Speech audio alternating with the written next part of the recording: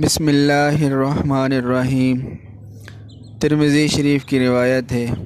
حضرت جابر بن عبداللہ رضی اللہ تعالیٰ عنہ رسول اللہ صلی اللہ علیہ وسلم سے روایت کرتے ہیں کہ آپ صلی اللہ علیہ وسلم نے فرمایا، جب کوئی شخص اپنی کوئی بات کہے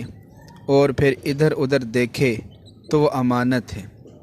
تو اس حدیث کا مطلب یہ ہے کہ اگر کوئی شخص تم سے کوئی بات کرے اور وہ زبانی تم سے نہ کہے کہ بھئی میری راز کی بات کسی کو نہ بتانا، بلکہ وہ اس کے طریقے سے محسوس ہو کہ وہ یہ نہیں چاہتا کہ یہ بات عام لوگوں کے علم میں آئے، یعنی وہ ادھر ادھر دیکھتا ہے کوئی میری بات سن تو نہیں رہا، تو پھر اس کی یہ بات امانت ہی ہے، اور امانت کی طرح تم کو اس کی حفاظت کرنی چاہیے۔ اگر ایسا نہ کیا اور دوسروں کو تم نے پہنچا دیا تو تمہاری طرف سے یہ امانت میں خیانت ہوگی اور تمہیں خدا کے سامنے اس کا جواب دینا ہوگا۔ لیکن ایک دوسری حدیث میں یہ بھی صاف فرما دیا کہ اگر کسی بندے کے ناحق قتل یا اس کی آبرو ریزی یا اس کو مالی نقصان پہنچانے کی سازش تمہارے علم میں آئے، پھر ہرگز اس کو راز نہ رکھو۔ اور اسی طرح ابو داؤد شریف کی روایت ہے، حضور صلی اللہ علیہ وسلم نے فرمایا، المجالس بالامانہ،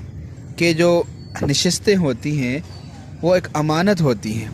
یعنی کسی مجلس میں رازداری کے ساتھ جو فیصلہ یا مشورہ ہو تو اہل مجلس پر یہ ضروری ہے کہ اس کو راز رکھیں۔ لیکن 3 مجلسیں ایسی ہیں جو اس سے مستثنیٰ ہیں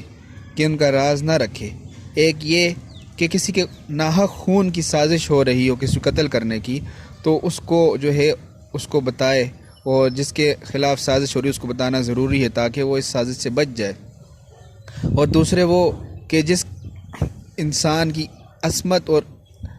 عفت لوٹنے کے لیے، اس کی آبرو ریزی کرنے کے لیے کوئی مشورہ کر رہا ہو، کوئی مجلس ایسی قائم ہو، اگر کوئی بات سنے تو اس کو بھی چاہیے کہ وہ اس کو بتائے تاکہ وہ اس سے محفوظ رہے۔ اور تیسری وہ کہ جس کا تعلق یعنی بغیر کسی حق کے کسی کا مال چھیننے